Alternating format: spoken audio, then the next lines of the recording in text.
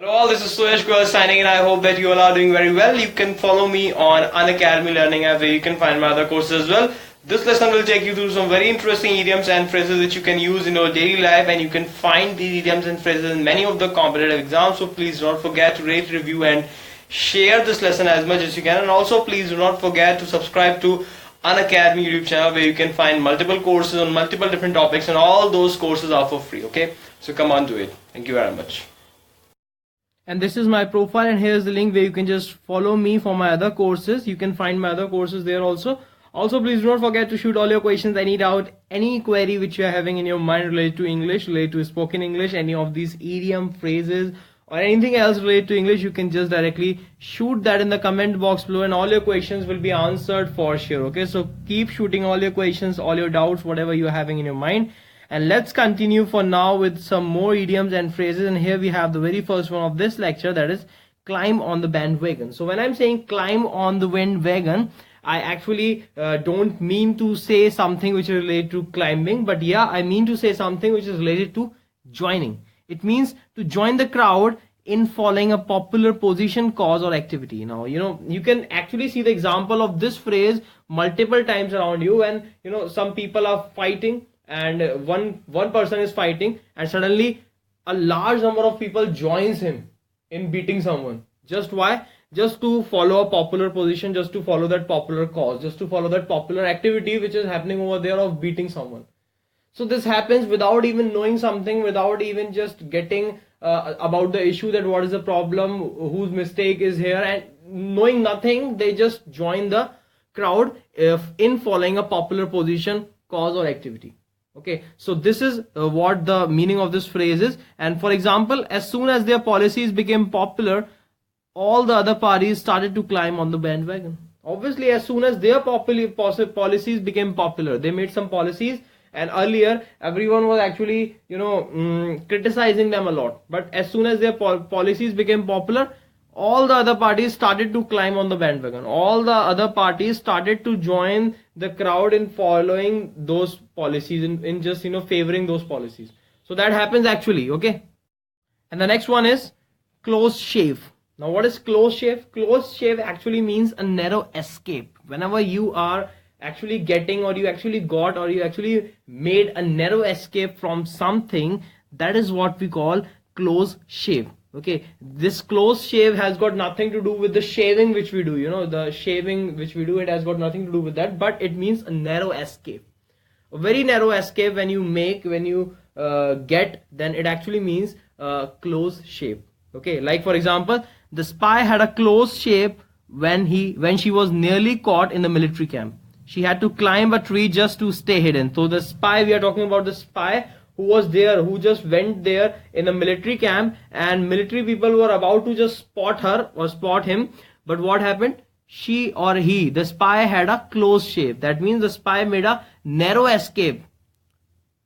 The spy was actually about to be captured, but somehow he or she managed to escape. Okay, and the spy had a close shave when she was nearly caught in the military camp, as I just told you. So how he made that escape? She had to climb a tree just to stay hidden. Okay, so that's how we use this close shave. Now the next one is cock and bull story. It's cock and bull story. Now what is this cock and bull story? It's very interesting. It means a story that is too unlikely to be believed.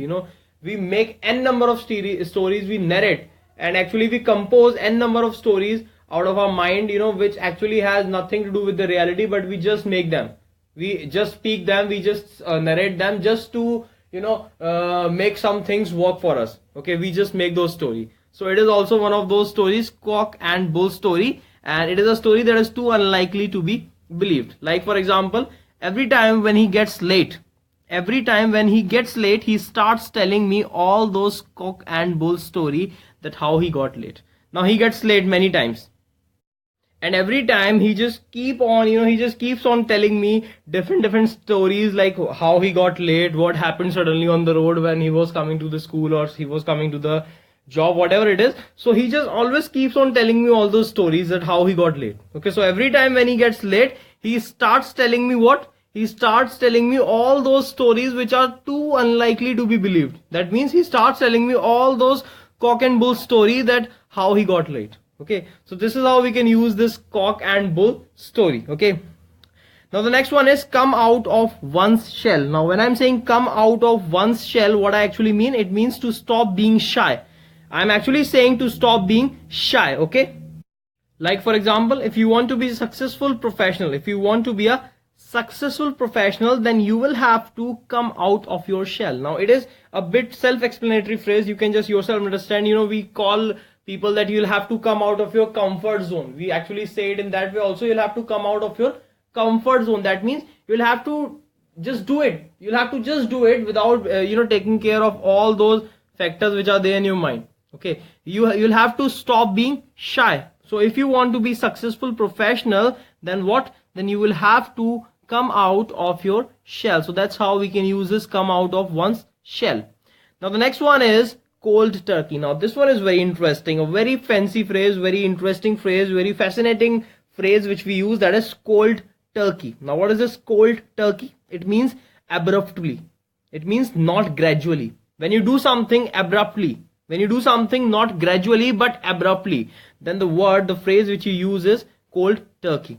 Okay, like for example, many doctors believe that if you want to give up using a drug, you have to stop cold turkey. You cannot do it gradually. Now what does it mean? It means many doctors believe that if you want to give up using a drug, now there are many people who are addicted to doing drugs, so if you want to give up using a drug, then you have to stop cold turkey. That means you will have to stop abruptly. It's not like that, you will just think, today I'll take less, then tomorrow I'll take lesser, then the day after tomorrow I'll take least, and so on.